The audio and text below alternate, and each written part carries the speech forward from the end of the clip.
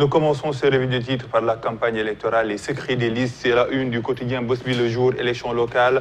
La liste de Pape Diop absente dans 10 communes sur les 19 de Dakar. 5 listes en compétition à Cambérène et non une liste unique. Violents affrontements entre Benno et Yewwi à Grand Dakar avec la tête d'affiche des candidats pour la mairie de Dakar, 5, mais ils sont 7. Entretien téléphonique avec Guterres, Goïta s'engage devant l'ONU et adversaire des Lions 8e, Cap-Vert, les requins bleus. Après Bosby le jour, on enchaîne avec un autre quotidien qui parle de la campagne sur l'Observateur. Fin de campagne sans violence, 5 blessés à Pékin-Est, 4 à Malika, des pitbulls lâchés dans la bagarre, violents accrochages à Yeumbeul Sud.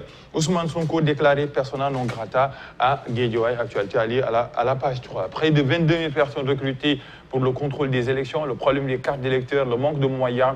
Issa Sall de la Sénat fait le point. CAN 2021, équipe nationale, Keita Baldé, le débat qui enflamme entre Navi et Joker de luxe, les avis divergents des techniciens. Après l'Observateur, on enchaîne avec là, c'est le dernier virage. On parle un peu de la campagne pour les locales. Zahra Iyane intensifie le porte-à-porte. Moussa Sy, aux Parcelles Assainies, la paire a vu 2 généraux abandonner la troupe en pleine guerre. Walaldi, oui, Moussa Sow accuse de transfert d'électeurs et Barth et compagnie accueillis par une marée humaine aux Parcelles Assainies. Le Sénégal qui va affronter le Cap-Vert, 8e de finale, le Sénégal hérite du Cap-Vert, les Lions face aux requins bleus. Après, là, on enchaîne avec votre quotidien, fin de campagne électorale, les derniers coups de poker, actualité alliée à la page 3 et l'autre actualité. L'autre campagne, c'est celle de la Coupe d'Afrique des Nations, bilan du premier tour, ces statistiques peu encourageantes des Lions, une victoire, 2 matchs nuls. Après votre quotidien, enquête, les déchets de campagne non pris en charge sérieuse du cadre de vie. La gestion du cadre de vie ne semble pas être le dada de beaucoup de candidats. Les quelques initiatives de l'État et la fuite en avant des maires selon enquête et droit de diffusion de la CAN, Terubi, Alkimia, Wave, Assimi et Amadouli, candidat à la mairie de Kermassar Sud, les chantiers du DG d'Akili. Après enquête, un autre quotidien qui se branche sur la campagne, c'est Sud Quotidien, campagne en fast-track, élection locale du 23 janvier 2022. 23 janvier 2022, 8 jours J-3 et lavage informel de voitures à Dakar, un petit business lucratif. Après Sud Quotidien, Vox Pop, Liberté, pour 35 membres de Cara Security, ils ont été placés hier sous contrôle judiciaire par le juge du 8e cabinet actualité judiciaire à lire à la page 6, actualité liée à la campagne électorale. Yewwi Askan Wi tape fort pour son dernier meeting national, c'était hier aux Parcelles Assainies. Moussa Sy, des parcelles qui attaquent les leaders de la paire et Amadou Ba renvoie le combat après les locales. Et on parle également des violences à Mbacké, 8 blessés dans des affrontements entre partisans de Pape Ibrahima Diop et de Galoba. Après Vox Pop, les échos, la CSE dans de sales draps contentieux avec le collectif des résidents de la cité Aliou Sow, l'entreprise condamnée en première instance et en appel assortie d'une astreinte, le collectif compte procéder à la liquidation de l'astreinte. L'autre actualité, elle est sportive. Les Lions face au Cap-Vert. Abibé défend Aliou Cissé. Cette génération de 2022 dont on parle n'a rien gagné. Jugeons Aliou Cissé le jour où il va rendre son bilan. La tanière se remobilise. Pamatar Sarr sur le banc. Ibrahima Ndao, directeur de cabinet ministre des Sports. Nous nous attendons à ce que les choses s'améliorent pour le reste de la compétition selon lui. Après les échos, Libération, Elhadji Mamadou Ba tue son cousin âgé de 12 ans.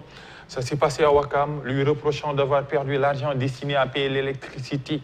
Plongé dans le coma après avoir été violemment tabassé, Mohamed Diallo est mort. 2 jours plus tard, comment les gendarmes ont démasqué le meurtrier présumé, parce que l'enquête est en cours, et affaire des munitions saisies au port. Libération continue toujours le débat. Les découvertes explosives de la douane, venues in extremis à Dakar pour régler la situation. Le ressortissant grec Théodore Relos de la société marine, corps arrêté. Les caméras de surveillance de Dubai Port World ont filmé Podgorodeski Vladimir et Tifomos Vadim trafiquant en pleine nuit les numéros des centenaires. Le système de tracking a été saboté, d'autres points à lire dans les colonnes de Libération. Après Libération, les quotidiens sportifs. Mais le soleil d'abord, un jeu indigent et un système flou, le poids de l'absence de Krépin Diatta et de l'indisponibilité d'Ismaïla Sarr. les requins bleus du Cap-Vert au menu des Lions en 8e de finale. Après le soleil, Stade. Stade, pour parler un peu des Lions, qu'en 2022, un seul but marqué en 3 matchs. Les attaquants, la liste des attaquants, Boulaye Diaby Diallo, Keita Diao Baldé, Famara Diédhiou et Sadio Mane, qui peinent à marquer des buts. Pourquoi l'attaque des Lions est si amorphe? La question posée par Stade et les Lions avec une mine morose au galop, lendemain de qualification. Après Stade, et le football, place à la lutte avec ces 3 lutteurs, ces esprits fair play qui ont sauvé des événements. Il s'agit de Yekini, Balla Gaye 2 et de Bombardier. Yekini Bombardier du 2 janvier 2011, Balla Gaye 2, Yekini du 22 avril 2012 et Bombardier Balla Gaye du 1er janvier 2022, le combat récent. Après, sur le lambe, le dessin de Dia pour finir cette revue des titres, on voit un peu qu'à la Médina, ça chauffe entre les deux camps. Le parti de Bamba Fall et celui de Cheikh Tidiane Ba, Médina Yoga ici et Médina Musculation, Bamba Fall, Gumsobop, les candidats qui montrent un peu le muscle, qui bandent le muscle. Et Fitness Médina, on a ici le Messi dans le jeu, sans ballon, Messi bas et imbattable actuellement.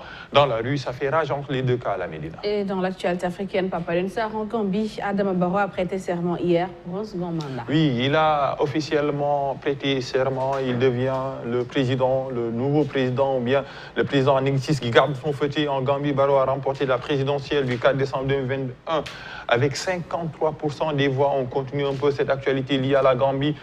Il a prêté serment hier. Barrow a remporté la présidentielle avec 53%.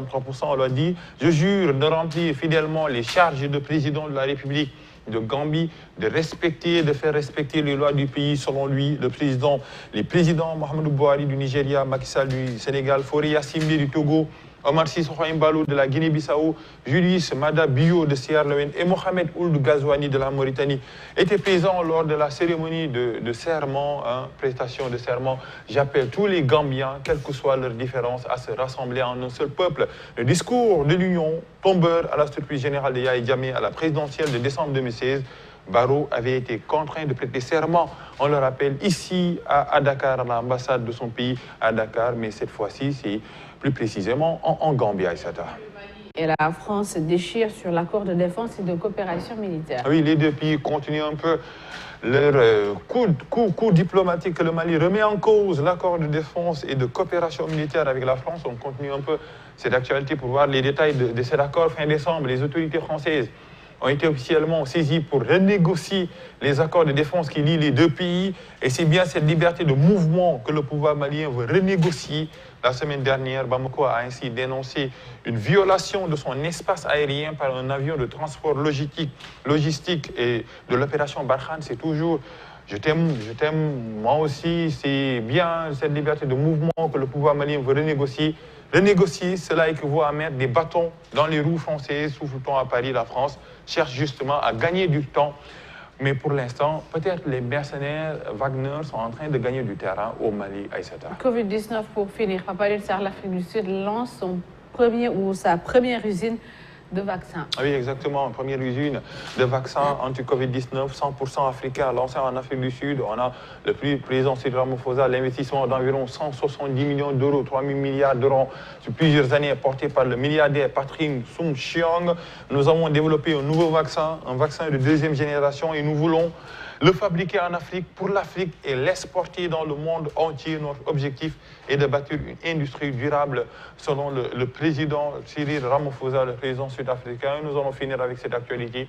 À Sékossi, on l'a vu, le président Cyril Ramaphosa qui parle d'étapes importantes. L'Afrique du Sud devrait être la première étape d'une expansion continentale des usines de Patrick Soon-Shiong. Prochaine destination, le Botswana, le Ghana, le Kenya et l'Ouganda. Objectif 1 milliard de doses par an d'ici 2025 en Afrique, oui, en Afrique. C'est ça.